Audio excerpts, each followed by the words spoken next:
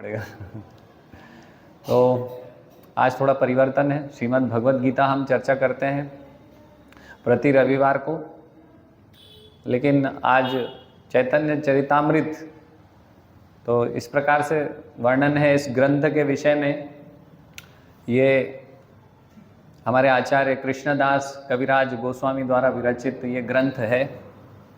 उसके 9 पुस्तकों में से एक ये पुस्तक है ना। तो 3 खंड में है, आदि लीला, मध्य लीला और अंत्य लीला। तो आज हम ये इसके विषय में इस प्रकार से बताया गया है कि श्रीमद् भगवद गीता जो है वो ग्रेजुएशन, क्या है, प्रथम सोपान है ना। उसके बाद अगला जो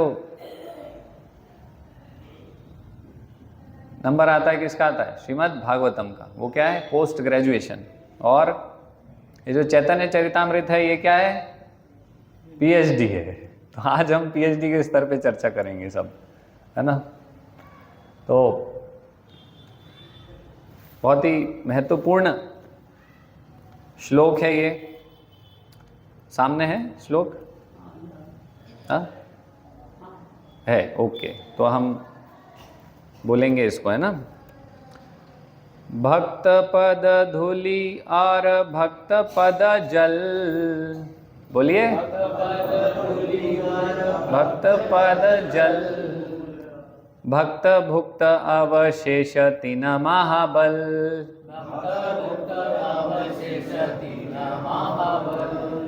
भक्त पद धूलि और भक्त पद जल,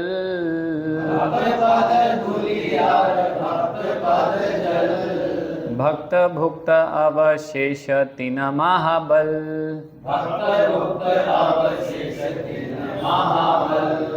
भक्त पद धूलि और भक्त पद जल,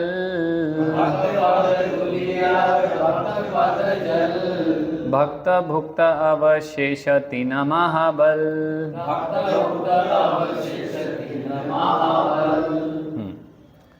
तो मैं अनुवाद पढ़ने जा रहा हूँ। इसका तात्पर्य प्रभुपाद ने नहीं लिखा है, तो अनुवाद सुनिएगा ध्यानपूर्वक।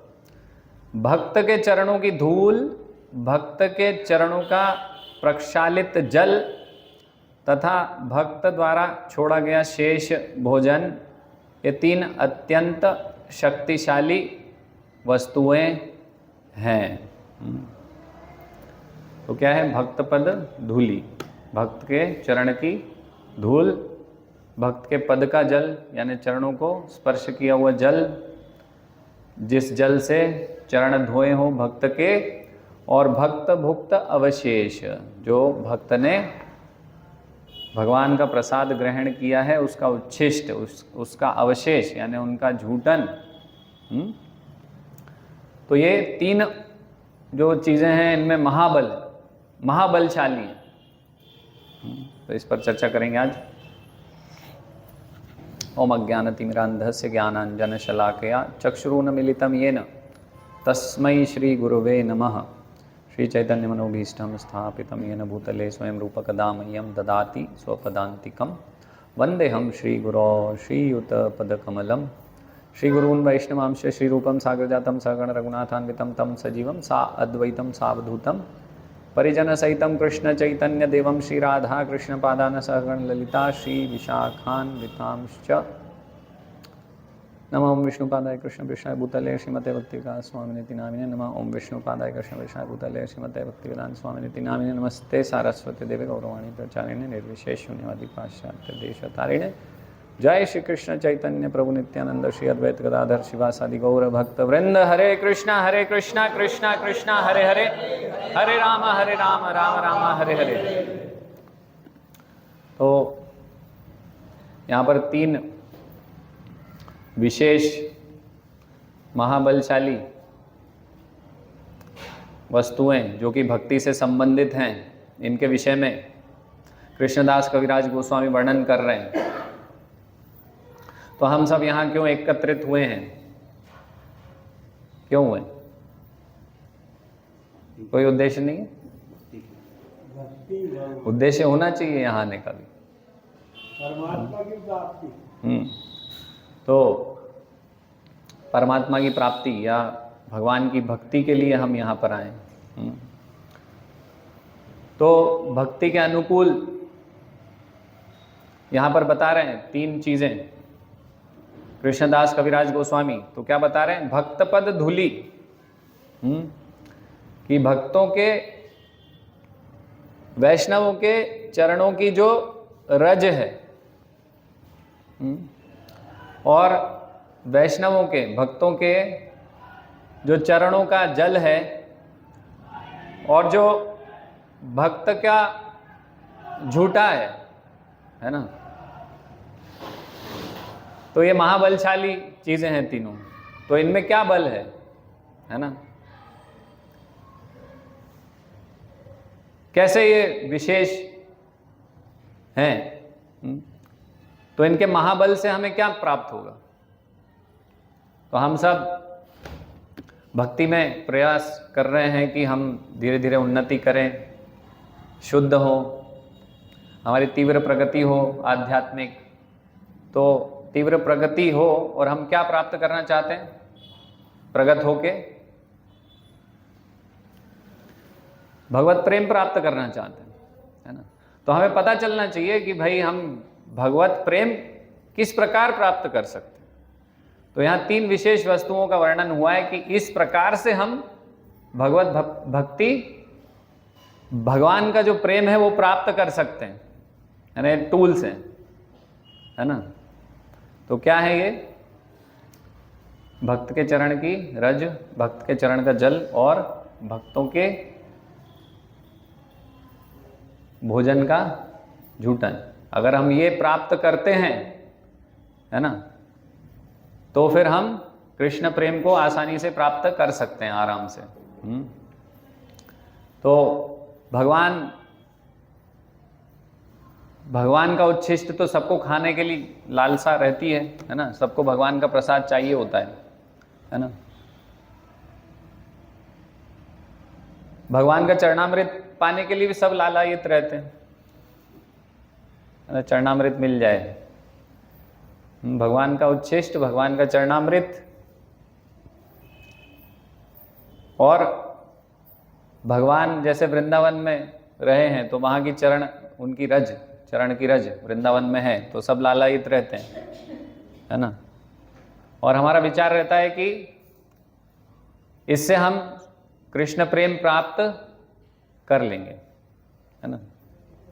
लेकिन भगवान बता रहे हैं कि मद भक्त्या पूज्या विदिका, श्रीमद् भागवतम में वर्णन है कि मुझे मेरी पूजा से मेरे भक्तों की पूजा अधिक प्रिय है ना। तो ये इस प्रकार से यहां पर वर्णन कर रहे हैं कृष्णदास कविराज गोस्वामी कि भगवान का उच्छिष्ट। तो यहां पर एक श्लोक में ये भी वर्णन है ना, कि भगवान का उच्छिष्ट, भगवान का जो जूटन प्रसाद, भगवान को भोग लगाया, भगवान ने खाया, फिर हम सबको वितरित करते हैं प्रसाद, है ना। तो उसको क्या बोलते हैं? महाप्रसाद। लेकिन अगर वो जो महाप्रसाद है, भगवान का जो उच्छिष्ट झूठन है, कोई अगर शुद्ध भक्त वैष्णव अगर उसको ग्रहण करता है और उसका जो जूठन है, तो वो क्या हो जाएगा? महाप्रसाद, है ना। उससे हम ज्यादा आसानी से, ज्यादा तीव्रता से हम भगवत प्रेम को आसानी से प्राप्त कर सकते हैं, है ना। तो ये विधि बता रहे हैं कि इस प्रकार से हमें हमारा मनोभाव होना चाहिए, है ना। हम बार बार चर्चा करते हैं कि भक्तों की सेवा से भगवान प्रसन्न होंगे, है ना। तो ये भी 3 प्रकार की सेवाएं हैं, है ना। तो साधारणतः इस प्रकार से माना जाता है, शास्त्रों में भी इस प्रकार से उल्लेखित है कि अगर हम किसी का झूठा खाते हैं तो क्या होता है? झूठा खाना चाहिए क्या किसी का? नहीं खाना चाहिए। क्यों नहीं खाना चाहिए? नहीं, वो ठीक है, किसी का झूठा, मैं अभी भक्त की बात नहीं कर रहा हूँ, साधारण मान्यता की बात कर रहा हूँ कि भाई झूठा खाना बोलते हैं, नहीं मत खाओ, झूठा मत खाया करो किसी का, है ना। ऐसा बोलते हैं ना। तो क्यों बोलते हैं? झूठा खाने से क्या होता है?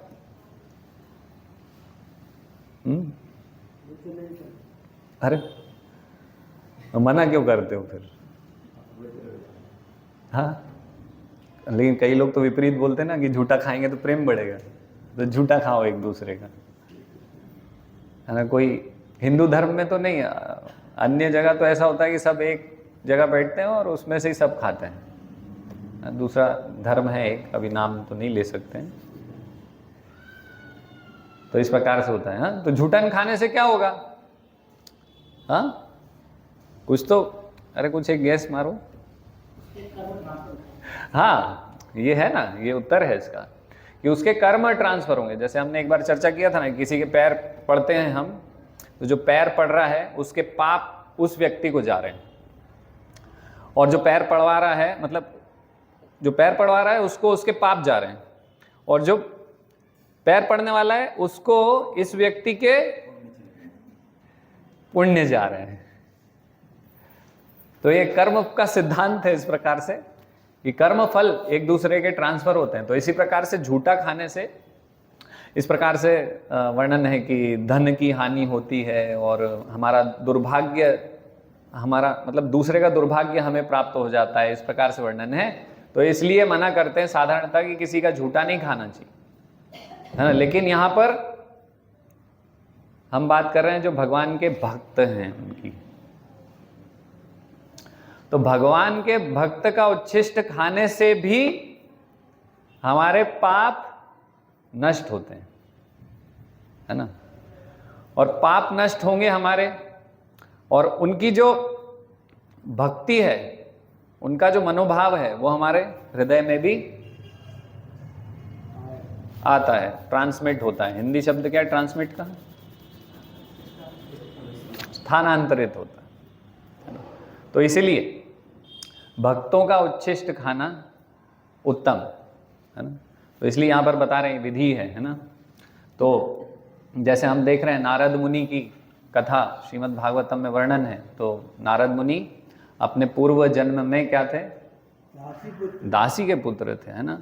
तो उनकी माता जी और नारद मुनि क्या किया करते थे? चतुर्मास में साधु संत भक्त आते थे भगवान की, तो उनकी सेवा किया करते थे। तो उस सेवा को करते करते नारद मुनि पूछ कर, है ना, उनको कुछ प्रसाद दिया, तो उनको जो उच्छिष्ट बचा है उनका, तो उनसे आज्ञा मांग कर कि भाई मैं क्या आपका उच्छिष्ट ले सकता हूँ। तो फिर नारद मुनि उनकी आज्ञा लेके उनका उच्छिष्ट ग्रहण किया करते थे, है ना। तो उच्छिष्ट ग्रहण करने से क्या हुआ? वो जो भगवत भक्ति थी उनको प्राप्त हुई भक्तों के माध्यम से, भक्तों का उच्छिष्ट खाकर, है ना। जो उनके हृदय में प्रेम था वो नारद मुनि के हृदय में भी वो प्रेम आया। फिर अगला जो उनका जो जन्म, तो नारद मुनि का क्या होगा, वो तो शुद्ध भक्त हैं, ये एक प्रकार से लीला है उनकी। तो अगली जो उनकी लीला हुई, फिर अगला जो उनका एक तथाकथित देहांतरण हुआ, तो उसमें फिर वो भगवान के महान महान भक्त बने, जिनको कि इस प्रकार से मतलब एक प्रकार से वरदान है उनको कि वो किसी भी, मतलब एक ही शरीर से किसी भी लोक में वो जा सकते हैं, है ना। और हर जगह जाते हैं तो क्या बोलते हैं? नारायण नारायण, है ना। तो भगवान के महान भक्त हुए, है ना। तो उच्छिष्ट का इस प्रकार से भगवान के महान भक्तों का जो उच्छिष्ट है उसका इस प्रकार से वर्णन है। भगवान के भक्तों का शास्त्रों में बहुत महत्व है। तो उसको ग्रहण करने से हम शुद्ध होते हैं, और शुद्ध होंगे तो फिर क्या होगा? हमारे पाप नष्ट होंगे। पाप नष्ट होंगे तो ये शाम तो अंतगतम पापम जनानाम पुण्य कर्मणाम ते द्वंद्व मोह निर्मुक्ता भजन्ते माम दृढ़ व्रता। तो हम दृढ़ व्रत भक्ति में लग सकते हैं। यही हमारा उद्देश्य है कि हम भक्ति में दृढ़ हो जाएं, धीरे धीरे भगवत चेतना, भगवत प्रेम को प्राप्त हो। तो वो हम प्राप्त कर सकते हैं भगवान के भक्तों का उच्छिष्ट ग्रहण करके, भगवान के भक्तों के चरण प्रक्षालित जल को ग्रहण करके, है ना। भगवान के चरण की रज को अपने सिरोधार्य करके, सिर पर धारण करके, शरीर पर। तो जैसे उद्धव हैं, तो हम वृंदावन जाते हैं तो परिक्रमा करते हैं तो कौन सा आता है, एक मंदिर आता है उद्धव जी का, गुलमलता, है ना। किस किसने देखा है, गए हैं, दर्शन किया है? बहुत सारे भक्त हमारे तो गए हैं यात्रा में, उन्होंने तो किया ही होगा। तो वहां पर उद्धव जी के भी जो हृदय है इस प्रकार से है कि मैं वृंदावन में एक गुलमलता यानी कि एक घास के रूप में मेरा जन्म हो। तो घास के रूप में जन्म होगा तो क्या होगा, क्यों ऐसा वो डिजायर रखते हैं, क्यों ऐसा अपने इच्छा रखते हैं अपने हृदय में कि ऐसा हो? क्योंकि भगवान के चरण पड़े हैं। भगवान के चरण पड़े हैं, वो तो ठीक है, भगवान के भक्तों के चरण की रज वो धारण करेंगे, इसलिए ब्रह्मा जी भी की ऐसी इच्छा है, ब्रह्मा जी की भी, कि ये जो भक्तों की चरण की रज है मैं सिर पर धारण करूं। ऐसे देवी देवता लालायित रहते हैं भगवान के भक्तों की, वैष्णवों की चरण की रज को धारण करने के लिए। तो ये हमारा भी मनोभाव होना चाहिए, है ना। डायरेक्ट भगवान से कनेक्शन बनाने का प्रयास हम करेंगे तो शायद नहीं सफल होंगे नहीं।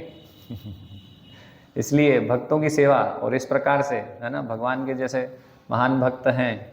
तो अभी कुछ समय पहले, है ना, हमारा सौभाग्य था, है ना, कि महाराज आए थे यहाँ पर, तो हम उस स्तर पर बात कर रहे हैं, है ना। अगर उस स्तर पर नहीं करेंगे तो फिर साधारणतः फिर क्या हो जाएगा, कर्मफल वाली बात आ जाएगी, है ना, जो हमने कहा। तो है ना, ऐसे शुद्ध भक्त, है ना, उनके विषय में हम चर्चा कर रहे हैं। तो यहाँ पर चैतन्य चरितामृत में एक कथा के माध्यम से कृष्णदास कविराज गोस्वामी इस श्लोक को बता रहे हैं। तो दो भक्तों के आदान प्रदान से ये यहाँ पर ये श्लोक आता है। तो एक भक्त थे चैतन्य महाप्रभु के पार्षद कालिदास, उनका नाम था भक्त कालिदास, जो कि रघुनाथ दास गोस्वामी के चाचा जी थे। रघुनाथ दास गोस्वामी जी कौन है? हाँ, 6 गोस्वामी जो यहाँ पर सेकंड स्टेप पे जो फोटो लगी है उसमें से रघुनाथ दास गोस्वामी हैं, है ना। तो चैतन्य महाप्रभु के मुख्य 6 पार्षदों में से एक, है ना, तो उनके चाचा थे। तो रघुनाथ दास गोस्वामी बहुत ही धनी परिवार से थे, है ना, एक प्रकार से राजा जैसा जीवन था। बहुत सारे नौकर चाकर, बहुत सारे मतलब रुपया पैसा धन काफ़ी कुछ था उनके पिताजी के पास। लेकिन फिर भी सब कुछ छोड़कर, अपनी सुंदर पत्नी और अपना पूरा घर बार छोड़कर वो चैतन्य महाप्रभु के पास चले गए थे। और फिर उनकी आज्ञा से वृंदावन में रहे, भक्ति करी और प्रचार प्रसार किया, और बहुत सारी लीला स्थली उन्होंने रूप गोस्वामी, सनातन गोस्वामी के साथ उजागर करी चैतन्य महाप्रभु के आदेश से, इस प्रकार से। तो उनके चाचा थे कालिदास, और उनके अंदर ये श्लोक है पूरा हृदयांग था। तो वो क्या करा करते थे, वो पूरे बंगाल के वैष्णव जो थे, पूरे बंगाल के वैष्णवों का उच्छिष्ट खाया करते थे। तो जैसे किसी के पास गए, है ना, तो उन्हें भेंट अर्पित करते थे, है ना, भेंट में कुछ भगवान का प्रसाद दिया करते थे।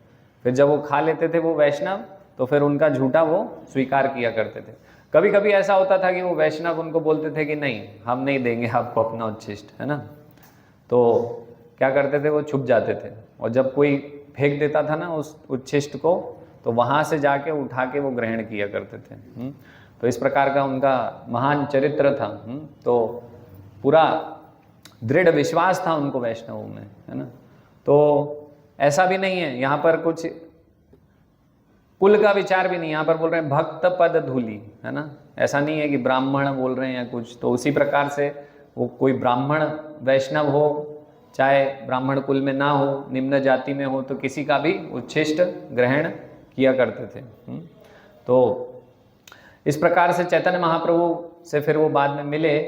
तो चैतन्य महाप्रभु तो जानते हैं, त्रिकालदर्शी हैं, सब कुछ जानते हैं। तो वो समझ गए कि इनका वैष्णवों में दृढ़ विश्वास है। तो जब वो चैतन्य महाप्रभु से मिले, तो चैतन्य महाप्रभु ने फिर उनको अपना उच्छिष्ट दिया, और चरणामृत उनको दिया। जबकि चैतन्य महाप्रभु मना किया करते थे। हमने इसके पहले गुंडीचा मंदिर मार्जन कथा जब हुई थी उसमें चर्चा किया था कि चैतन्य महाप्रभु कैसे गुंडीचा मंदिर मार्जन कर रहे हैं और फिर भक्त लोग जल से पूरा मंदिर धो रहे हैं, है ना, उसका सफाई कर रहे हैं। तो उस समय फिर चैतन्य महाप्रभु के चरणों में कुछ भक्त जल डाल रहे हैं और वो फिर चरण अमृत जो उनका है उसको ग्रहण कर रहे हैं। तो चैतन्य महाप्रभु उससे नाराज हो गए थे, तो फिर वहां से उन भक्त को हटा दिया गया था। तो चैतन्य महाप्रभु साधारणतः इस प्रकार से कृपा नहीं किया करते थे, लेकिन क्योंकि कालिदास जो भक्त थे उनका हृदय वो जानते थे कि ये वैष्णवों का उच्छिष्ट ग्रहण किया करते हैं, तो इसलिए उन पर उन्होंने कृपा करी, अपना उच्छिष्ट और चरणामृत उनको जो भक्त पद जल है वो उनको प्रदान किया। और फिर इस प्रकार से उन्हें चैतन्य महाप्रभु स्वयं भगवान कृष्ण की कृपा प्राप्त हुई और कृष्ण प्रेम प्राप्त हुआ। तो ये कृष्ण प्रेम प्राप्त करने की कुंजी है। भक्त पद धूलि और भक्त पद जल, भक्त भुक्त अवशेष तीन महाबल, है ना। तो इतने बलशाली हैं ये तीन चीजें। तो ये कथा यहाँ पर बोर्ड लगा हुआ है, तो श्रील प्रभुपाद ने जो तात्पर्य अनुवाद दिए हैं हम उनके माध्यम से कुछ मैंने अभी प्रकाशित किया है, बहुत कुछ अभी प्रभुपाद इसमें बताएंगे, तो मैं पढ़ूंगा एक एक करके, है ना। तो आप अच्छे से यहाँ से पढ़ भी सकते हैं और श्रवण भी कीजिए, ठीक है। तो श्लोक संख्या 6 लगा सकते हैं। हाँ, इसी का ही चैप्टर 16 का श्लोक संख्या 6। हाँ,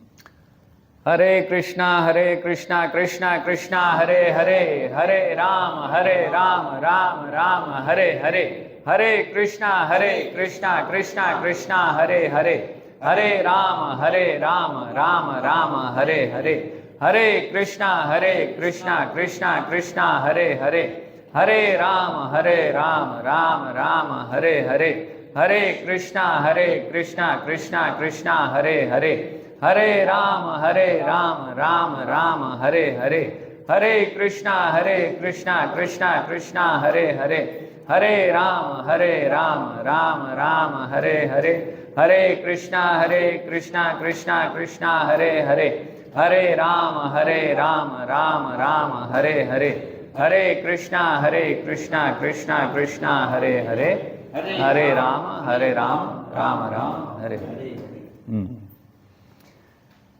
महाभागवत ते हो सरल उदार, कृष्ण नाम संकेते चालाय व्यवहार। नहीं, अभी आप केवल श्रवण कीजिए, अभी आप केवल श्रवण कीजिए, उतना समय नहीं होगा, नहीं तो ये लीला आज कंप्लीट नहीं हो पाएगी। और कृपया सभी अपना मोबाइल एक बार देख लीजिए, साइलेंट कर लीजिए। मैं भी देख लेता हूँ।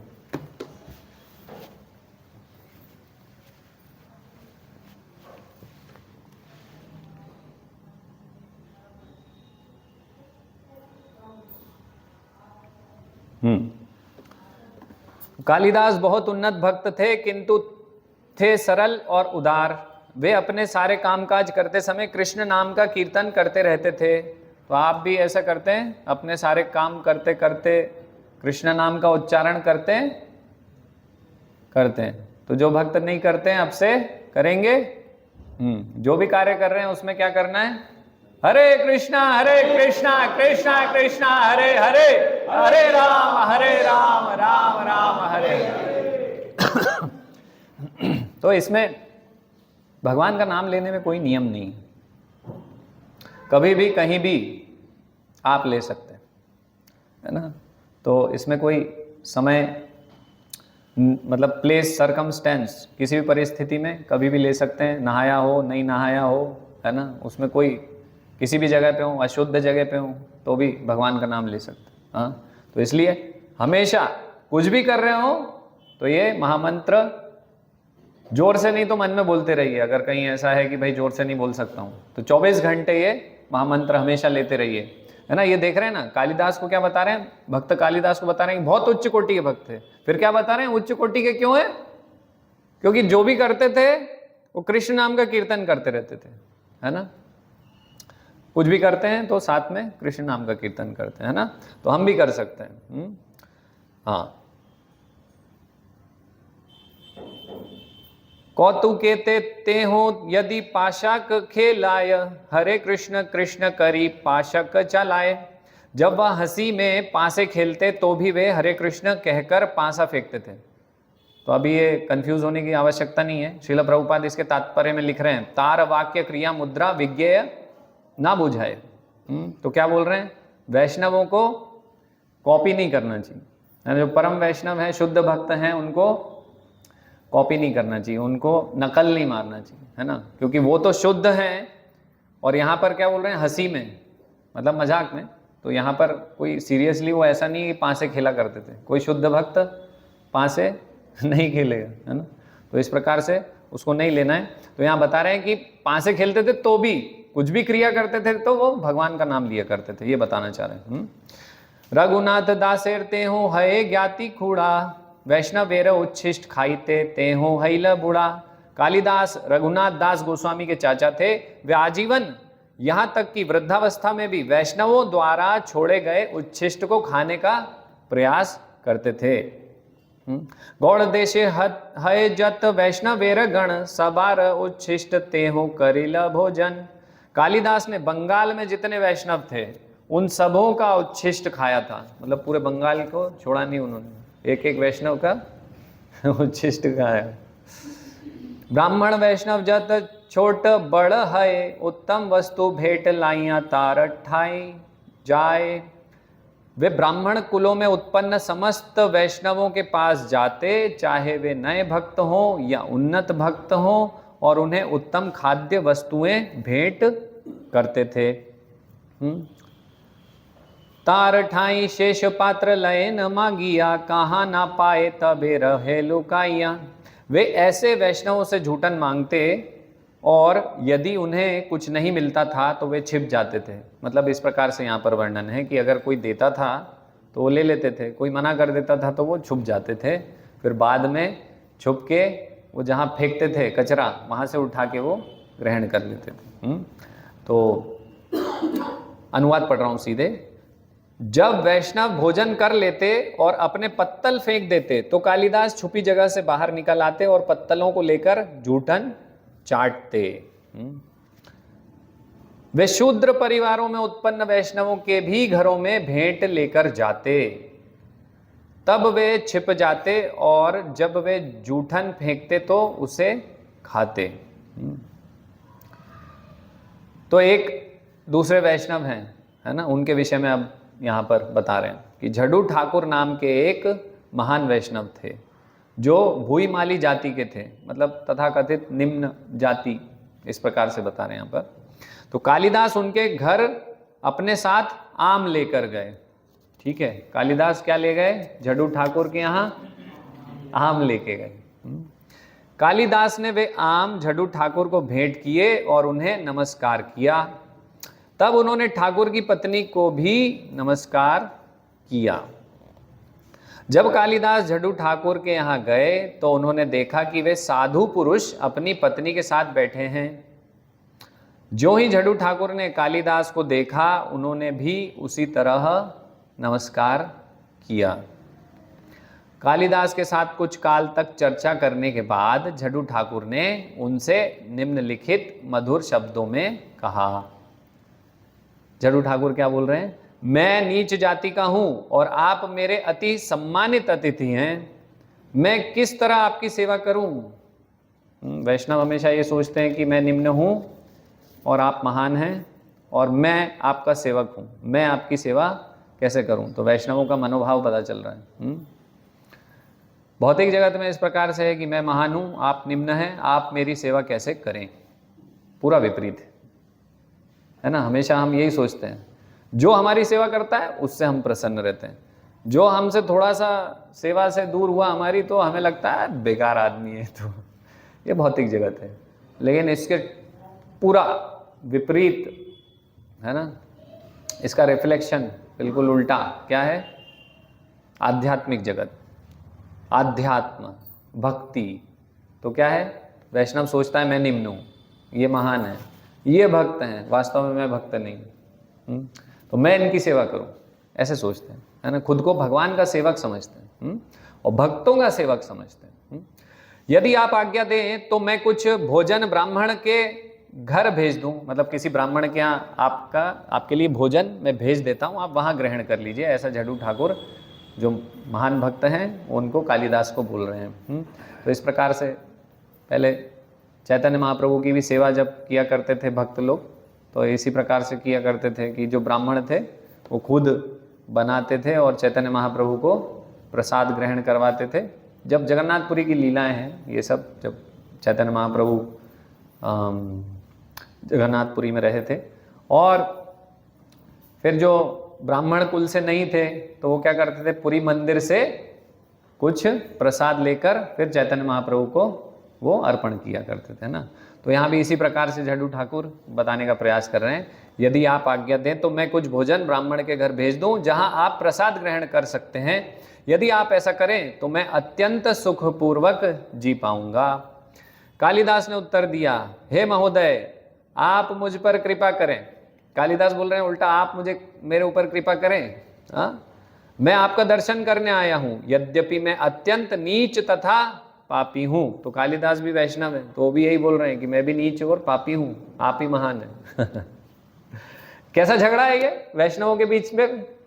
वास्तव में जो वैष्णव हैं उन दोनों के बीच में झगड़ा किस प्रकार होगा, वास्तव में जो वैष्णव, आप महान है, आप बड़े हैं। हाँ, अरे मैं इतना नीच और पापी हूं, मैं इतना अधम हूं, आप कितने महान हैं। वो बोलेगा नहीं नहीं नहीं नहीं, मैं नीच पापी हूं, मैं अधम हूं, आप महान हैं। कैसा झगड़ा चल रहा है। और ये भौतिक जगत का झगड़ा कैसा है?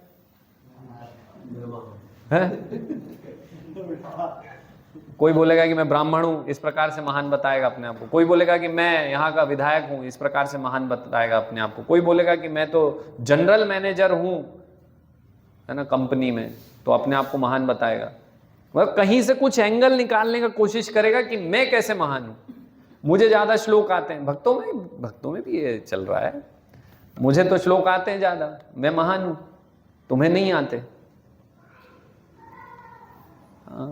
मैं ये सेवा तुमसे ज्यादा अच्छे से करता हूं, मैं महान हूं, तुम में नहीं आती, तुम नहीं हो, मेरे से नीचे हो, है ना। तो वो झगड़ा उल्टा है ये, जो अभी भक्ति की परिपक्व अवस्था में नहीं पहुंचे हैं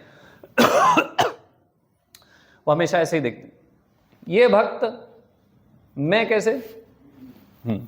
तो ये उल्टी लड़ाई है पूरी, है ना। आध्यात्म और भक्ति में जो भक्त हैं, जो शुद्ध भक्ति का जो विचार है वो उल्टा है पूरा। तो हमें ये सब विचार ग्रहण करने, यही हमारे भी विचार होने चाहिए। धीरे धीरे इनको ग्रहण करने का प्रयास करना चाहिए कि मैं महान नहीं हूं, मैं नीच हूं, मैं अधम पापी हूं, बाकी सब महान हैं। हाँ, इस प्रकार से हमारा भी मनोभाव होना चाहिए। तृणादपि सुनीचेन तरोरिव सहिष्णुना अमानिना मानदेन कीर्तनीय सदा हरि। तो इस प्रकार से हमारा निरंतर कीर्तन चल सकता है अगर हम इस भाव को ग्रहण करते हैं। तो फिर आगे, आपके दर्शन मात्र से मैं पवित्र हो गया हूं। कौन बोल रहे हैं? कालिदास बोल रहे हैं झड्डू ठाकुर को। कि आप भगवान के महान भक्त हैं, आपके दर्शन से मैं पवित्र हो गया हूं। मैं आपका अत्यंत कृतज्ञ हूं क्योंकि अब मेरा जीवन सफल हो गया है। जो भक्ति की परिपक्व अवस्था में नहीं है और जो अवैष्णव है वो ऐसा सोचते हैं कि मैंने सबका जीवन धन्य कर दिया। यहाँ पर कैसा सोचते हैं? मैंने ये किया, मैंने वो किया, है ना।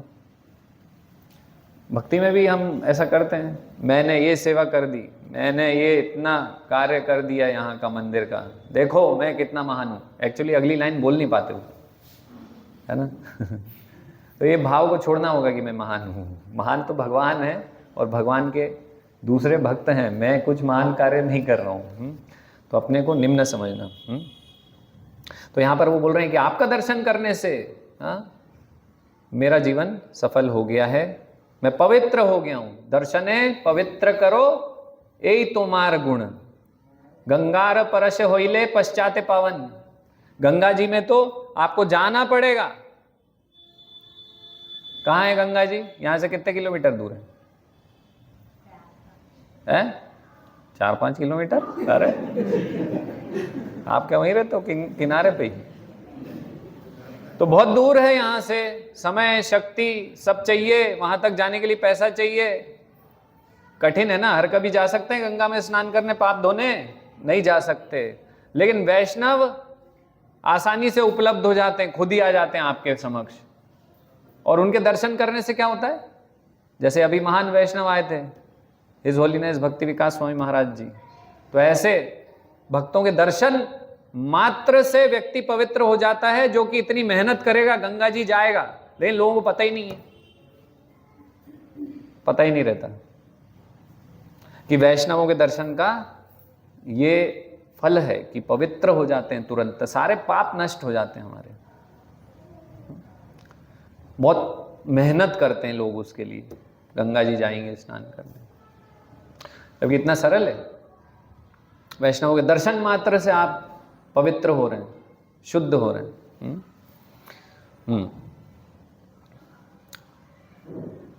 प्रभु जी, कुंभ के मेले में जाने से पाप बोलते कि हर कभी जा सकते हैं। हम ये प्रश्न उत्तर बाद में करेंगे, है ना। अभी ये कथा समाप्त नहीं हो पाएगी, नहीं तो ठीक है।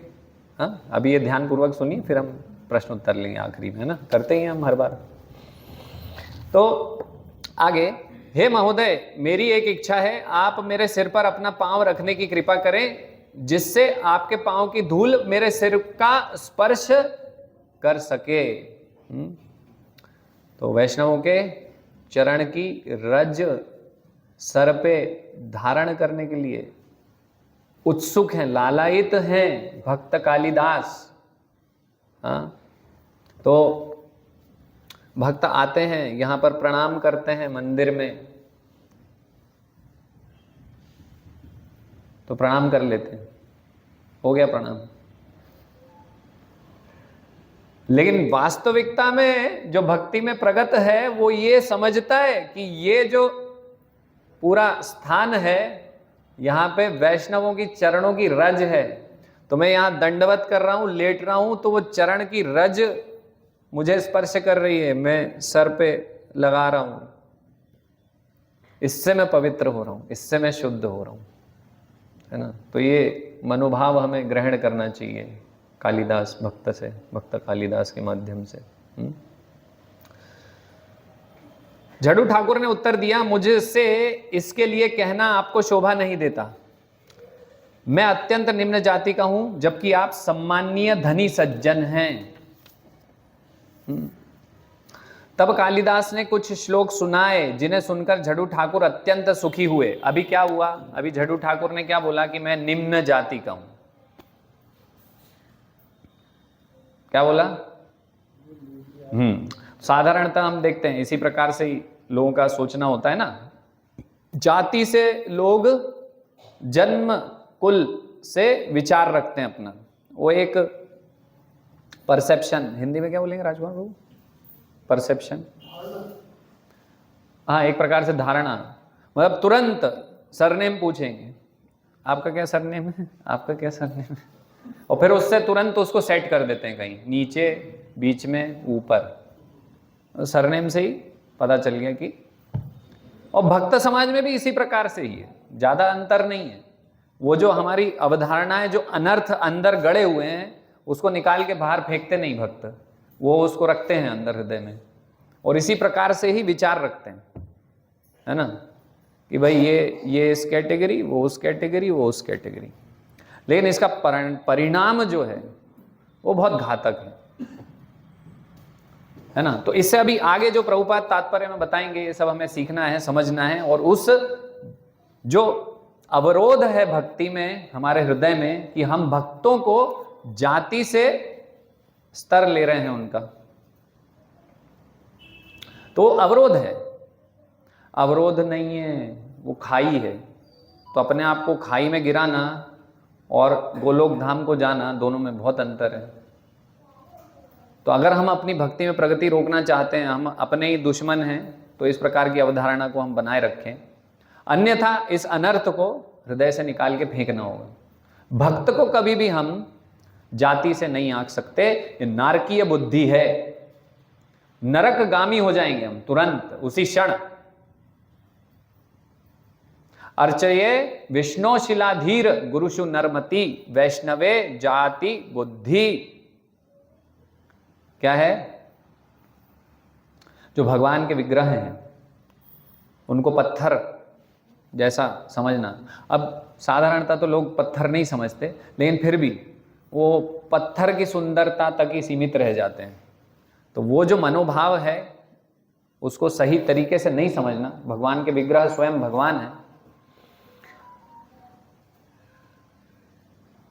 और गुरु को साधारण मनुष्य व्यक्ति समझना। और तीसरी चीज बताई है वैष्णवे जाति बुद्धि, वैष्णव के कुल आदि से उसकी पहचान करना। ये क्या है? आपको नरकगामी बना देता है ना। भगवान के भक्त को अगर आप इस प्रकार से आंकते हैं तो आप वास्तव में नरक जाने वाले हैं आप, है ना। ये सब शास्त्रों में श्लोक हैं। प्रभुपाद ने सारे श्लोक इस अभी तात्पर्य में बताया है। अभी हम यहाँ सब देखेंगे, शास्त्र से इसको देखेंगे कि शास्त्र क्या बोलते हैं इस विषय में, है ना। बहुत बड़े बड़े शंकराचार्य हैं यहाँ के, तथाकथित मठाधीश हैं, वो भी इस, अगर हम प्रभुपाद जो तात्पर्य में लिख रहे हैं, बता रहे हैं, और वास्तविक जो शास्त्रों का अध्ययन करेंगे तो हमें पता चलेगा कि वो ही नरकगामी है। क्यों? क्योंकि जैसे कि बोलते हैं कि इस्कॉन में तो म्लेच्छ हैं, शरीर से पहचान करते हैं भक्त की। वैष्णव की पहचान शरीर से करते हैं कि विदेश के भक्त हैं या फिर निम्न कुल के भक्त हैं, है ना। ये तो अधिकार केवल ब्राह्मणों को है। इस प्रकार से विचार होते हैं लोगों के। तो वास्तव में ये लोग सब नरकगामी हैं। शास्त्र इस प्रकार से बता रहे हैं, शास्त्र प्रमाण है। कभी भी वैष्णव को जाति से नहीं देखा जा सकता है, भगवान के भक्त को नहीं देखना है। बहुत बड़ा पाप है, अपराध है। अपराध करेंगे तो भक्ति में प्रगति कभी नहीं होगी। तो आगे हम वो जो श्लोक हैं पूरे पद्म पुराण से, गरुड़ पुराण से, महाभारत से, श्रीमद् भागवतम से, तो ये सब शास्त्र प्रमाण से हम इसको समझने का प्रयास करेंगे। और अगर हमारे हृदय में ये अनर्थ है तो उसको देखेंगे और उसको हटाने का फिर प्रयास करेंगे, अगर हम भक्ति में प्रगति करना चाहते हैं और कृष्ण प्रेम को प्राप्त करना चाहते हैं तो। तो यहाँ पर हरि भक्ति विलास से श्लोक कालिदास भक्त बता रहे हैं झड़ू ठाकुर को, क्योंकि उन्होंने बोला कि मैं तो निम्न जाति का हूं। तो बता रहे हैं कि ये, अब इससे श्लोक से हम समझ सकते हैं ना। न मे अभक्त चतुर्वेदी मदभक्त स्वपच प्रिय तस्मै देयम ततो ग्राह्यम स च पूज्यो यथा ह्ययम। बहुत सरल है इसको समझना। न मे अभक्त चतुर्वेदी मदभक्त स्वपच प्रिय। इसका अर्थ यह है कि कोई चतुर्वेदी यानी कि चारों वेद को जानने वाला है और अभक्त है, भक्ति मार्ग में नहीं है, तो वो मुझे प्रिय नहीं है ना। और फिर बोल रहे हैं कौन प्रिय है? मद भक्त स्वपच प्रिय। तो जो स्वपच कुल में पैदा हुआ है और भक्ति मार्ग में है, स्वपच कुल यानी कुत्ता खाने वाला, मतलब इतने निम्न कुल में पैदा हुआ है कि उनके यहाँ कुत्ते का मांस खाया जाता है, लेकिन वो भी मुझे प्रिय है। ब्राह्मण कुल में अगर कोई इस प्रकार से अभक्त है वो मुझे प्रिय नहीं है ना। हम उसकी बात नहीं कर रहे हैं जो ब्राह्मण कुल में भक्त है। शास्त्र क्या बोल रहे हैं? जो ब्राह्मण कुल में अभक्त है, जो भक्ति मार्ग में नहीं, हाँ, तो वो मुझे प्रिय नहीं है। स्वपच कुल में यदि कोई भक्ति मार्ग में है तो वो मुझे प्रिय है। है ना, तस्मै देयम ततो ग्राह्यम। तो शब्दार्थ में जो प्रभुपाद लिख रहे हैं उसके अनुसार तो यह है कि उसका उच्छिष्ट भी ग्रहण किया जा सकता है। ऐसे स्वपच कुल में जन्म व्यक्ति का भी उच्छिष्ट ग्रहण किया जा सकता है। या फिर जो अनुवाद में प्रभुपाद ने लिखा है तो उससे हम इस प्रकार से समझ सकते हैं कि उससे हम आदान प्रदान कर सकते हैं। वो कुछ दे तो हमें ग्रहण करना चाहिए और हमें उसे कुछ देना चाहिए, है ना। ददाति प्रतिगृह्णाति गुह्यम आख्याति पृच्छति भुंक्ते भोज्यते चैव, क्या है, प्रीतिपूर्वकम षड विधिम प्रीतिपूर्वकम प्रीति लक्षणम। यस, तो भक्तों के बीच में जो आदान प्रदान होता है उसमें क्या बताया गया है, आदान प्रदान इस प्रकार से कि हम कुछ उनको दें, उनसे ग्रहण करें। तो ये बता रहे हैं कि वो स्वपच कुल से भी चीजें ग्राह्य हैं, और वो मुझे प्रिय है, इस प्रकार से भगवान बता रहे हैं ना। तो अनुवाद इस प्रकार से, कोई संस्कृत साहित्य में कितना ही विद्वान पंडित क्यों ना हो, यदि वह शुद्ध भक्ति में नहीं लगा है तो वह मेरा भक्त नहीं माना जाता। किंतु यदि चांडाल परिवार में उत्पन्न कोई व्यक्ति शुद्ध भक्त होता है, जिसे सकाम कर्म या ज्ञान के माध्यम से भोग की इच्छा नहीं रहती, तो वह मुझे अत्यंत प्रिय होता है। उसे सभी तरह का आदर दिया जाना चाहिए और वह जो भी दे उसे स्वीकार किया जाना चाहिए, क्योंकि ऐसे भक्त मेरे ही समान पूज्य हैं। तो वो चांडाल परिवार में जो भक्त है वो भी भगवान के समान पूज्य है। ये हरि भक्ति विलास का श्लोक है और ये सनातन गोस्वामी ने लिखा है, गोपाल भट्ट गोस्वामी के माध्यम से, है ना। अब अगले जो 2 श्लोक हैं वो श्रीमद् भागवतम से उद्धृत कर रहे हैं कालिदास भक्त। हाँ, तो उसका अनुवाद पढ़ रहा हूं मैं सीधे सीधे। तो ब्राह्मण कुल में जन्मा और 12 ब्राह्मण गुणों से संपन्न व्यक्ति योग्य होते हुए भी यदि कमल नाभ भगवान कृष्ण के चरण कमलों की भक्ति नहीं करता, तो वह उस चांडाल के तुल्य भी नहीं होता जो अपना मन वचन कर्म धन तथा जीवन भगवान की सेवा में समर्पित कर चुका है। केवल ब्राह्मण कुल में जन्म लेना अथवा ब्राह्मण गुणों से युक्त होना पर्याप्त नहीं है। ब्राह्मण के गुण क्या क्या हैं, श्रीमद् भगवद गीता में बताया, शमो दमस्तपः शौचम शांतिर आर्जमेव च ज्ञानम विज्ञानम आस्तिक्यम ब्रह्म कर्म स्वभावजम। तो ये 9 गुण हुए ना। और फिर क्या है वो षड गुण क्या है वो, उसमें वो आता है 6 गुण क्या। हाँ, तो मैं ये पूछ रहा हूँ कि वो 6 गुण कौन से हैं। यज्ञ कराना, दान देना और ज्ञान लेना और ज्ञान देना। श्लोक कौन सा है। नहीं, षडकर्म निपुण तो ये बता रहे हैं कि 6 गुण हैं, लेकिन वो हैं कौन से गुण।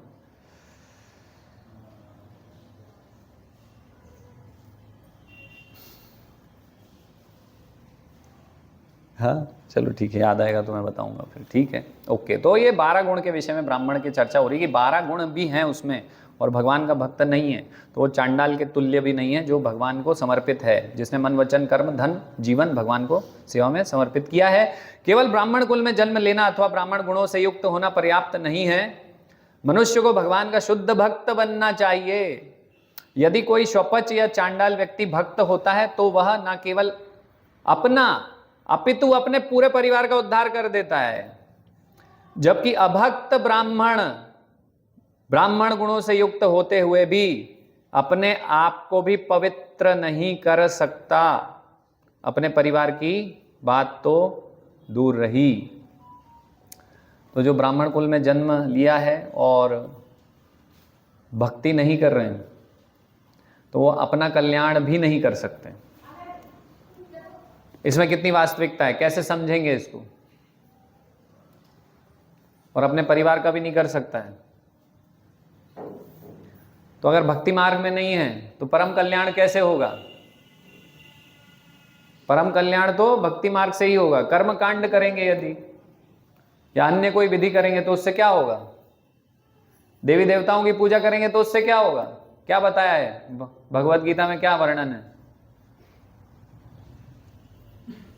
यान्ति देवव्रता देवान, स्वर्ग लोगों को जाएंगे ज्यादा से ज्यादा, यज्ञ करेंगे या कुछ करेंगे तो पुण्य लाभ अर्जित करेंगे, तो परम कल्याण स्वयं का भी नहीं कर पाए ना, भगवत धाम नहीं पहुंचे, जन्म मृत्यु के चक्र से बाहर नहीं आए, इस भौतिक जगत तक ही, इसकी परिधि से बाहर नहीं गए, इसी भौतिक जगत में ही है, तो परम कल्याण खुद का भी नहीं कर पाए और अपने परिवार की तो बात ही छोड़ दीजिए।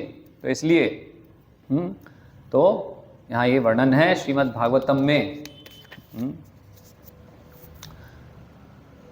हे प्रभु, अगला श्लोक है उसका मैं अनुवाद पढ़ रहा हूं। हाँ, हे प्रभु, जो भी व्यक्ति, ये दोनों श्लोक श्रीमद् भागवतम के हैं, हम सीधे अनुवाद पढ़ रहे हैं, अनुवाद को ग्रहण करेंगे। हे प्रभु, जो भी व्यक्ति आपके पवित्र नाम को सदा अपनी जिह्वा पर रखता है ना, यहां बोल रहे हैं अहो बत स्व पचो अतो गरियान, यह जिह्वाग्रे वर्तते नाम तुभ्यम, यानी कि जिसके जिह्वा के अग्रभाग, मतलब जिसकी जिह्वा पे हमेशा आपका नाम है, ऐसा स्वपच कुल में जो व्यक्ति जन्म लिया है, तो उसकी महानता का क्या वर्णन किया जाए? अहोबत, हाँ, वो बहुत महान है वो व्यक्ति। यह जिह्वाग्रे वर्तते नाम तुभ्यम।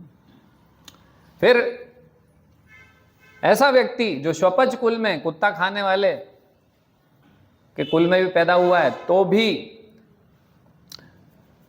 जो भगवान का निरंतर नाम ले रहा है, तो उसको किस प्रकार से समझना है?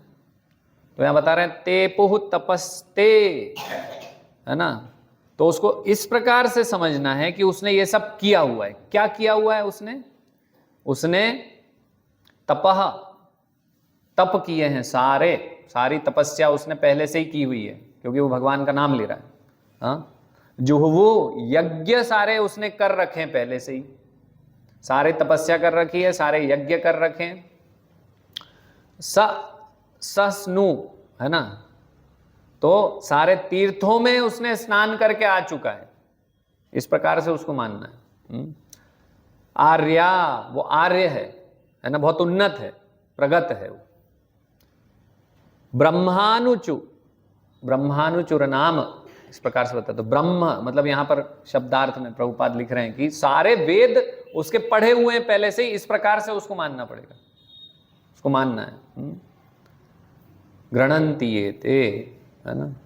तो अनुवाद, हे प्रभु, जो भी व्यक्ति आपके पवित्र नाम को सदा अपनी जिह्वा पर रखता है, वह दीक्षित ब्राह्मण से भी बढ़कर है, भले ही उसने स्वपच चांडाल कुल में जन्म लिया हो और भौतिकता की दृष्टि से मनुष्यों में अधम हो। भौतिकता की दृष्टि से भले अधम हो, लेकिन वो ब्राह्मण से भी बढ़कर है, फिर भी वह महिमा मंडित है। भगवान के पवित्र नाम का जप करने की यही तो अद्भुत शक्ति है। जो पवित्र नाम का जप करता है, समझ लो कि वह सभी तरह की तपस्याएं कर चुका है, वह सारे वेदों का अध्ययन कर चुका है, उसने वेद वर्णित सारे महान यज्ञ संपन्न कर लिए हैं और उसने समस्त तीर्थ स्थलों में पहले ही स्नान कर लिया है, और सचमुच वही आर्य है।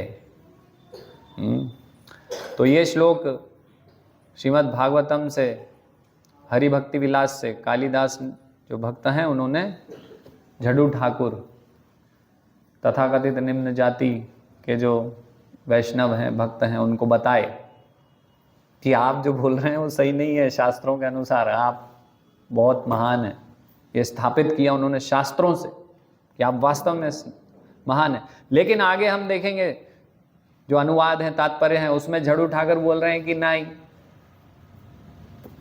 मैं ये स्वीकार नहीं करता हूं, आपकी बात सत्य है, आप सही बोल रहे हैं, ये ऐसा है। हाँ, कि वैष्णव तो महान होते हैं, जो भगवान का भक्त है वो महान है, भले ही वो निम्न कुल में जन्मा हो, वो ब्राह्मण से भी ऊपर है। ब्राह्मण कौन होता है? ब्राह्मण की परिभाषा क्या है? ब्रह्म जानाति इति ब्राह्मण, जो ब्रह्म को जानता है वो ब्राह्मण है। लेकिन श्रीमद् भागवतम से हम जानते हैं कि 3 स्तर पे ज्ञान है, ब्रह्मेति, परमात्मेति, भगवान इति शब्द थे। तो ब्रह्म को जानना तो पहले स्तर का ज्ञान हुआ। तो जो भगवान का भक्त है, वैष्णव है, वो तो भगवान श्री कृष्ण को जानता है, तीसरे स्तर का ज्ञान है उसको। पहले स्तर को तो छोड़ो, वो ये जानता है कि ये जो ब्रह्म ज्योति है वो भगवान की अंग कांति है और मैं ब्रह्म वस्तु हूं, क्योंकि मैं भगवान का अंश हूं। तो ब्रह्म का ज्ञान तो उसको पहले से ही है, इसलिए ब्राह्मण, वैष्णव पहले से ही ब्राह्मण है, इनबिल्ट। वो सेट सबसेट बनाते ना, तो पहले से ही है ब्राह्मण वैष्णव। लेकिन ब्राह्मण को वैष्णव बनना पड़ता है, ऐसा प्रभुपाद तात्पर्य में लिख रहे हैं। प्रयास करना होगा ब्राह्मण को वैष्णव बनने के लिए, इसलिए वैष्णव महान है। ब्राह्मण तो पहले से ही है, क्योंकि वो ब्रह्म का ज्ञान तो उसको पूर्णता है, उसको पहले से ही। तो इसलिए ये हमारी सोच होनी चाहिए, ये हमें समझना चाहिए, इसको धारण करना चाहिए हृदय में, पूर्ण रूप से स्वीकार करना चाहिए, अच्छे से फिट करना चाहिए अंदर, कि जो वैष्णव है उसको हम ना ही कुलादि विचार, उसको कुल से हम नहीं देख सकते, किस कुल में जन्म हुआ है, उससे नहीं देख सकते वैष्णव को, अपराध है महान। तो ये धारण करना होगा कि वो तो पहले से ही ब्राह्मण है, इसको स्वीकार करना होगा हमें, हृदयांग करना होगा हमें। तो हम वास्तव में श्रीमद् भागवत को स्वीकार करते हैं। कथा तो सुनना बहुत आसान है, उस ज्ञान को हृदयांग करना, उसको स्वीकार करके वैसा समझ के जीवन जीना उस स्तर पे, वो कठिन है। तो भागवत कथा बहुत लोग सुनते हैं, लेकिन फिर वही बात करते हैं, वैष्णवे जाति बुद्धि। तो फिर क्या भागवत आप स्वीकार कर रहे हो? ये भागवत के तो श्लोक हम पढ़ रहे हैं। तो पूर्ण रूप से स्वीकार करो भागवत को, अपना जीवन बनाओ, तब तो कोई बात होगी। ऊपरी तौर पे तो बहुत दिखावा चल रहा है भागवत कथा का।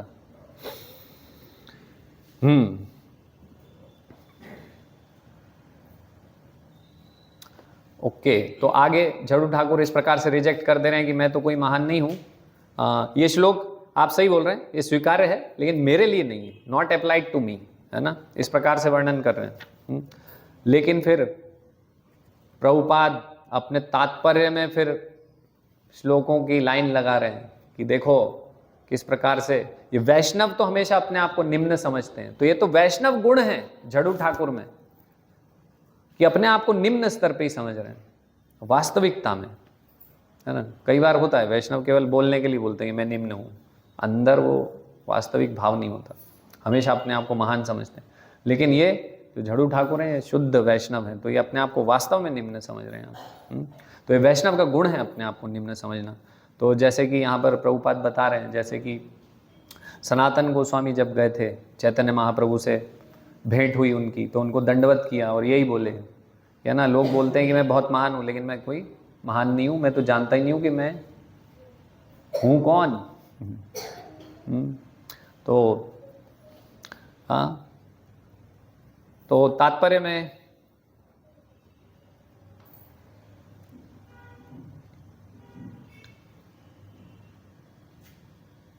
इस प्रकार से श्रील प्रभुपाद लिख रहे हैं कि झड़ू ठाकुर अपने आप को बहुत निम्न बता रहे हैं, लेकिन वास्तव में तो ब्राह्मण कुल में जन्मे व्यक्ति से भी बहुत महान है। और फिर उसके बाद शास्त्रों का प्रमाण बता रहे हैं। तो प्रभु श्लोक पर आ सकते हैं महाभारत के, इसके तात्पर्य में श्लोक के, तो वो इसी में ही है, मतलब श्लोक संख्या 29 के तात्पर्य पे आ सकते हैं। महाभारत का श्लोक है, वो मैं पढ़ रहा हूँ। तो इस महाभारत के श्लोक में वन पर्व के उद्धृत किया है, शूद्रे तु यद भवेल लक्ष्म द्विजे तच्च न विद्यते न वै शूद्रो भवेत् शूद्रो ब्राह्मणो न च ब्राह्मणः। क्या बता रहे हैं? यदि ब्राह्मण के लक्षण शूद्र जाति में जन्मे व्यक्ति में पाए जाएं और ब्राह्मण जाति में जन्मे व्यक्ति में ना हो, तो उस शूद्र को शूद्र नहीं मानना चाहिए और ना उस ब्राह्मण को ब्राह्मण मानना चाहिए। भगवान भगवत गीता में ये चीज बता रहे हैं, ये बात बता रहे हैं। क्या बता रहे हैं? चातुर्वर्ण्यम मया सृष्टम गुण कर्म विभागशः। क्या अर्थ हुआ इसका? कि जो 4 वर्ण बनाए मैंने, ब्राह्मण क्षत्रिय वैश्य शूद्र, तो मैंने बनाए, तो भगवान ने बनाए, इसलिए वो सही है। सही कैसे? सही कैसे भाई? कोई भी चीज सिस्टमेटिक करने के लिए वो सिस्टम तो होना चाहिए। तो एक सिस्टम है ये समाज को चलाने का, है ना। तो जैसे कि कंपनी है, तो कंपनी में कोई सेल्स एग्जीक्यूटिव होगा, कोई मैनेजर होगा, कोई सुपरवाइजर होगा, कोई वर्कर होगा, है ना, कोई झाड़ू पोछा करने वाला होगा, हाउसकीपिंग। तो वो सिस्टमेटिक तरीके से चलाने के लिए सब आवश्यक है, सारी चीजें आवश्यक है। हमारे शरीर में सर की आवश्यकता है, बुद्धि, हाथों की आवश्यकता है, पैरों की आवश्यकता है, उदर की आवश्यकता है, तभी तो पूर्ण होगा ये, है ना। अगर इसमें से सर काट दें तो गड़बड़ हो जाएगी, हाथ काट दें, पैर काट दें, उदर हटा दें, गड़बड़ हो जाएगी। इसी प्रकार से भगवान बोल रहे हैं कि ये मैंने बनाए चारों वर्ण और ये होना बहुत आवश्यक है। आप भले ही कितना इसको रिजेक्ट करो कि इसकी आवश्यकता नहीं है, लेकिन आप देखो कि मॉडर्न समय में भी कंपनी में भी तो ऐसे ही हो रहा है ना। आज भी उसको हटा नहीं पा रहे हैं, क्योंकि वो तो रखना ही पड़ेगा आपको, चीज़ें सिस्टमैटिक होंगी तभी। तो इसलिए समाज को सिस्टम से चलाने के लिए आवश्यक है, परम आवश्यक है कि सब अपना अपना कार्य निर्धारित करें, निर्धारित कार्य करें। तो उसके लिए है। लेकिन ये जो वर्ण है ये किस आधार पे भगवान ने बनाया है, तो वो भगवान ने फिर वर्णन किया उसमें। मया सृष्टम तो है, लेकिन कैसा है? गुण और कर्म पर है। Your servant. हरे कृष्णा प्रभु जी। तो कितना समय देंगे और आप कि इसको हम 5 मिनट और चाहिए मुझे, 10 मिनट, नहीं तो वो आगे सार तक नहीं पहुंच पाएंगे। तो सब सुनने के लिए तैयार है? नहीं तो इसको यहीं बंद करते हैं। तैयार है? हाँ तो सुनिए फिर। तो गुण और कर्म पे बताया है ना। क्या बताया? वर्ण किस पे है? गुण और कर्म पे। वो ब्राह्मण के गुण है ही नहीं और अपने आप को क्या समझ रहे हैं? ब्राह्मण है। पठन पाठन यजन याजन दान प्रतिग्रह, ये 6 अभी याद आ गए। षटकर्म निपुणो मंत्र तंत्र विशारदा, तो उसमें ये षटकर्म निपुणो ये है। हाँ, तो वो गुण होने चाहिए। अभी हमने चर्चा किया शमो दमस तपह। हाँ, क्या था? शमो दमस तपो, आगे क्या है? अभी तो बोला था श्लोक। हाँ, शांतिरार्जम एव च, उसके पहले शौचम है। शौचम शांतिरार्जम एव च ज्ञानम विज्ञानम आस्तिक्यम। तो ये सब गुण पहले देखना पड़ेगा, ये गुण है कि नहीं हमारे अंदर, है ना। बिना वो क्वालिफिकेशन के, है ना, अगर हम केस लड़ना चाहते हैं तो पहले हमारे पास डिग्री होनी चाहिए, क्वालिफिकेशन, योग्यता होनी चाहिए। तो हर जगह योग्यता का विचार है ना। तो ब्राह्मण होने में भी योग्यता का विचार है कि ये योग्यताएं हमारे पास हैं कि नहीं, है ना। क्षत्रिय होने में भी योग्यताएं हैं, सब भगवत गीता में वर्णित है कि क्षत्रिय के क्या गुण हैं, वैश्य के क्या गुण हैं। तो बिना योग्यता के इस प्रकार से नहीं हो सकता है कि हमारे पास योग्यता तो नहीं है, वो कार्य हम कर नहीं रहे और फिर हम अपने आप को उससे संबंधित करते हैं कि मैं ब्राह्मण हूं, मैं क्षत्रिय हूं, मैं वैश्य हूं। तो आगे जो श्लोक बताया है वन पर्व से ही है फिर से। तो शूद्र योनौ हि जातस्य सद्गुणानुपतिष्ठतः आर्जवे वर्तमानस्य ब्राह्मण्य विजायते। यदि शूद्र कुल में उत्पन्न व्यक्ति ब्राह्मण गुण यथा सत्य शम दम तथा आर्जव सरलता उत्पन्न कर लेता है तो वह ब्राह्मण का उच्च पद प्राप्त करता है। अगर ये गुण हैं और शूद्र कुल में भी है तो वो भी ब्राह्मण है, उसको भी ब्राह्मण स्वीकार करना चाहिए। तो अनुशासन पर्व में महाभारत के बताया है, तो ये श्लोक हम उसका तात्पर्य पढ़ रहे हैं सीधे, है ना। यदि कोई वास्तव में ब्राह्मण वृत्ति में स्थित है तो उसे ब्राह्मण माना जाना चाहिए। वृत्ति की बात हो रही है यहाँ पर, ब्राह्मण वृत्ति में स्थित है तो उसे ब्राह्मण माना जाना चाहिए, भले ही वह क्षत्रिय या वैश्य कुल में उत्पन्न क्यों ना हो। ऐसा हुआ भी है ना, विश्वामित्र क्षत्रिय थे, राजा थे, फिर बाद में उनको ब्राह्मण के रूप में स्वीकार किया गया है ना। तो शास्त्रों में ये सब है। द्रोणाचार्य थे, वो क्षत्रिय का रोल निभा रहे थे महाभारत में। तो इस प्रकार से अलग अलग उदाहरण हैं।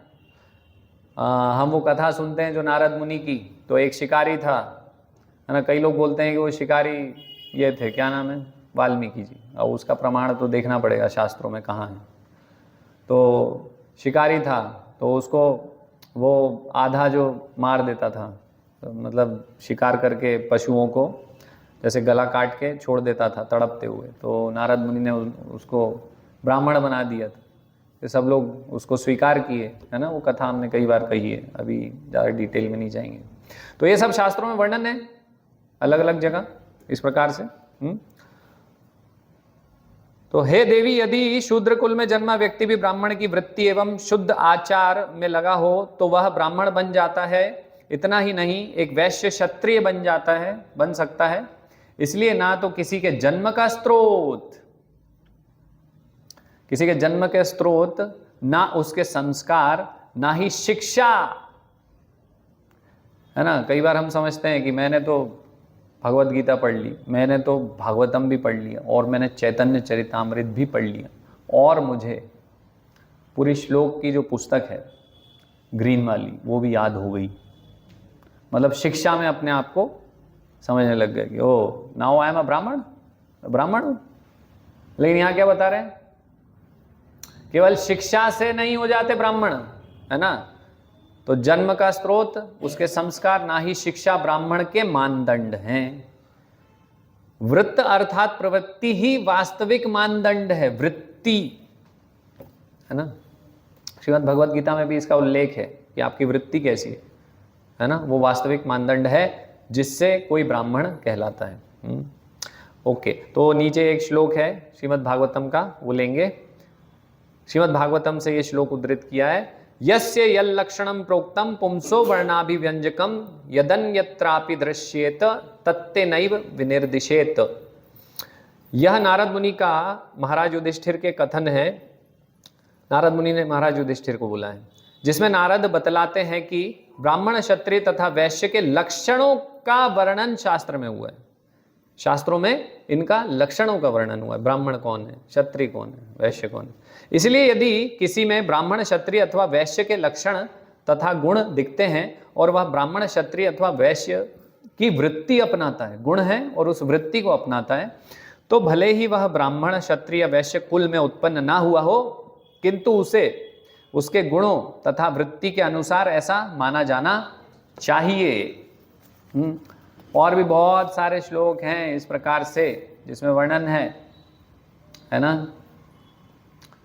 कि भगवान के भक्त को इस प्रकार से नहीं देखना चाहिए, है ना, ये अपराध है। अभी ये देखिए, ये वाला जो श्लोक है,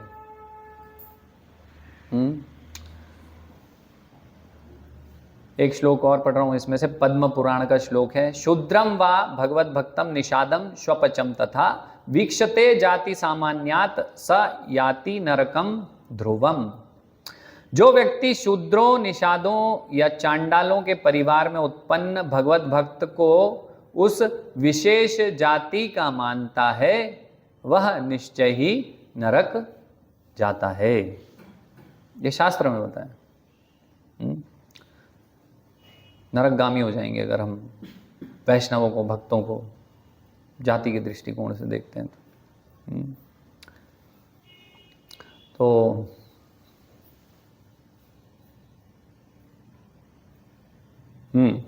तो इसका जो आखिरी पैरा है इस तात्पर्य का, वो पढ़ रहा हूं। जिस तरह तकनीकी विधि से कांस में पारा मिलाने से वह सोना बन जाता है, उसी तरह प्रामाणिक गुरु द्वारा समुचित रीति से प्रशिक्षित तथा दीक्षित व्यक्ति तुरंत ब्राह्मण बन जाता है। शास्त्रों में प्राप्त यह सारा प्रमाण यह सिद्ध करता है कि वैदिक उक्ति के अनुसार वैष्णव को कभी अब्राह्मण नहीं मानना चाहिए। वैष्णव को कभी भी निम्न जाति का नहीं मानना चाहिए, भले ही वह म्लेच्छ या यवन कुल में उत्पन्न क्यों ना हुआ हो। कृष्ण भक्त बन जाने से वह शुद्ध हो जाता है और ब्राह्मण पद को प्राप्त कर लेता है। द्विजत्वम जायते नृणाम। तो वैष्णव हमेशा से ही ब्राह्मण है, इसको स्वीकार करना होगा, ये शास्त्रों का मत है ना। अंग्रेजों का मंदिर जो बोल रहे हैं बड़े बड़े मठाधीश, वो कहाँ जाएंगे? ये जो अभी हमने पढ़ा उसके अनुसार कहाँ जाएंगे वो मठाधीश शंकराचार्य बड़े बड़े? नरक, सीधे। अच्छे से यमराज उनको स्वागत करेंगे उनका। तो इनसे ऐसे प्रभावित नहीं होना है, शास्त्रों से समझना होगा चीज़ों को, है ना। जब भी हम बात करेंगे शास्त्र से समझने का प्रयास करेंगे, है ना। आज सुबह ही हम प्रचार करने गए, भगवत गीता दे रहे थे, तो एक व्यक्ति बोले अमेरिका, अमेरिका, तुरंत वो शुरू हो जाता है। देहात्म बुद्धि से देखते हैं भक्तों को, शरीर वहाँ का है विदेश का, या फिर शरीर इस कुल का है ना। ऐसे जो देखेंगे वो कहाँ जाएंगे? नरकगामी हो जाएंगे तुरंत। तो इसलिए हमें शास्त्रों का दृष्टिकोण रखना होगा कि वैष्णव हमेशा ब्राह्मणों से ऊपर है। ब्राह्मणत्व तो उनमें पहले से ही है। फिर थोड़ा इसको कंक्लूड कर रहा हूँ अब, है ना, ठीक है, 2 मिनट और बस। तो अगला अनुवाद पढ़ रहा हूँ। कालिदास ने फिर झड़ू ठाकुर को नमस्कार किया और उनसे जाने की अनुमति मांगी। उनके जाते ही संत झड़ू ठाकुर उनके पीछे गए। झड़ू ठाकुर उनको छोड़ने गए पीछे पीछे, और फिर वापस लौट के आ गए। उनको लगा कालिदास चले गए, तो वो लौट के आ रहे थे तो उनके पद चिन्ह बन गए। तो उनके पद चिन्ह जो बने थे, तो कालिदास पीछे से फिर से आए छुप के, और वो जो उनके चरण जहां पड़े थे उसकी रज को अपने पूरे सर पे, शरीर पे उन्होंने लपेट लिया। भक्त पद धूली, है ना। तो इसको उन्होंने सार्थक किया कि उसमें उनका पूर्ण विश्वास था, पूर्ण विश्वास था। उसको धारण किया। फिर झड़ू ठाकुर वापस आए तो उन्होंने देखा भाई केले के पत्ते में और वो उसकी छाल में आम है, तो उन्होंने भगवान को मनी मन ऑफर किया। फिर उसको ग्रहण किया। फिर जो बचा कुचा था उनकी पत्नी ने ग्रहण किया। आजकल ऐसा नहीं होता। आजकल पत्नी बोलती है कि मैं पहले खाऊंगी, आप जरा मुझे थाली लगा के दीजिए। लेकिन ये साधारण इस प्रकार से होना चाहिए। अगर हम वैदिक परंपरा को पालन करते हैं तो पहले पति खाते हैं, और बल्कि पति भी बाद में खाते हैं। पहले तो देखना पड़ता है कि कोई अतिथि तो नहीं है, पति बाद में, अतिथि पहले। और बाहर भी देख के आना पड़ता है, घर के आसपास कोई भूखा तो नहीं है ना। राजा हो तो राजा को तो सुनिश्चित करना होता है कि पूरी प्रजा में कोई भूखा नहीं है, फिर खाना है उसको। तो अगर कोई कुत्ता, बिल्ली, गाय कोई भी हो तो उसको देना है पहले, फिर खाना है। तो इसका मतलब ये नहीं कि आप यही करने लग जाओ पूरा, है ना। वो क्या होता है, बाईपास सड़क जल्दी पकड़ लेता है व्यक्ति। वो हम बोलेंगे 16 माला करो, वो नहीं पकड़ेगा।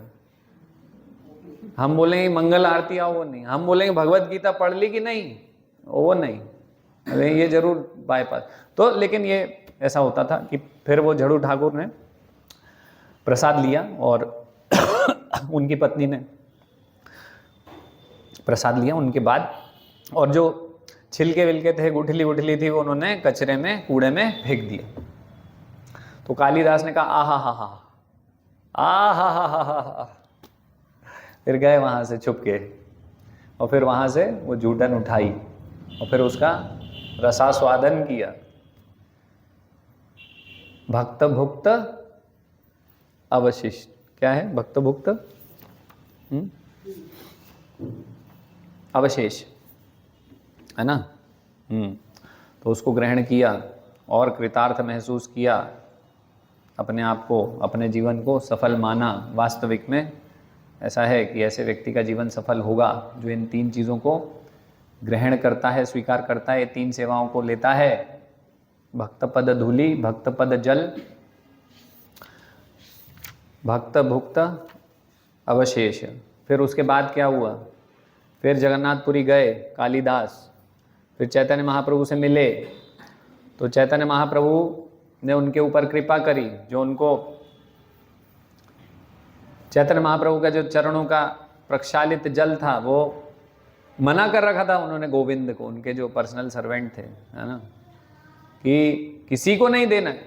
लेकिन कालिदास वहां आए जहां वो पैर सिंह द्वार से पास में एक गड्ढा था जल का, तो उसमें चैतन्य महाप्रभु अपने पैर धोया करते थे। तो पैर धोए उन्होंने, तो कालिदास वहां आए और उन्होंने एक अंजुलि जल लिया।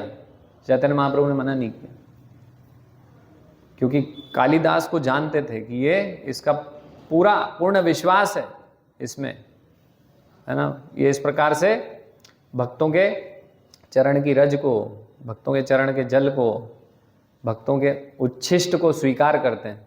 तो उस गुण को देखते हुए चैतन्य महाप्रभु ने कृपा करी।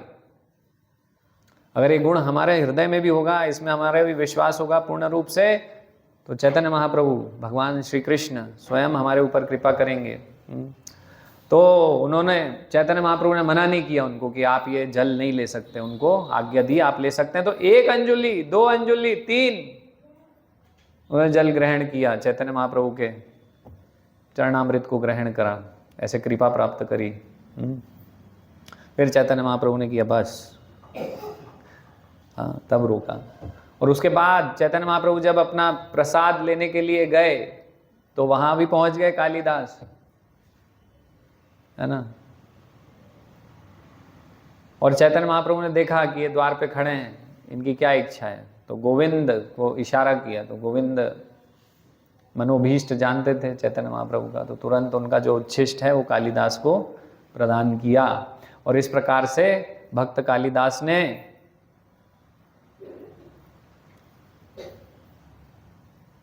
जो उनका विश्वास था भक्तों के उच्छिष्ट में, उनके चरण के जल में, उनकी चरण की धूलि में, उसके माध्यम से चैतन्य महाप्रभु की कृपा प्राप्त करी। और चैतन्य महाप्रभु की कृपा से फिर उन्हें कृष्ण प्रेम प्रदान हुआ, कृष्ण प्रेम प्राप्त हुआ, जो कि मनुष्य जीवन की पूर्णता है, हाईएस्ट स्टेज, सर्वोच्च लक्ष्य है। तो सर्वोच्च लक्ष्य इस प्रकार से उन्होंने प्राप्त किया। अगर हम भी ये मनोभाव रखते हैं, विश्वास रखते हैं, तो हम भी कृष्ण प्रेम को प्राप्त कर सकते हैं। हरे कृष्णा। किसी का कोई प्रश्न है तो अभी मत कीजिए, प्रश्न उत्तर हम पुस्तक टेबल पर लेंगे, काफी लेट हो चुका है। श्रील प्रभुपाद की जय, चैतन्य चरितामृत की जय, कृष्णदास कविराज गोस्वामी की जय।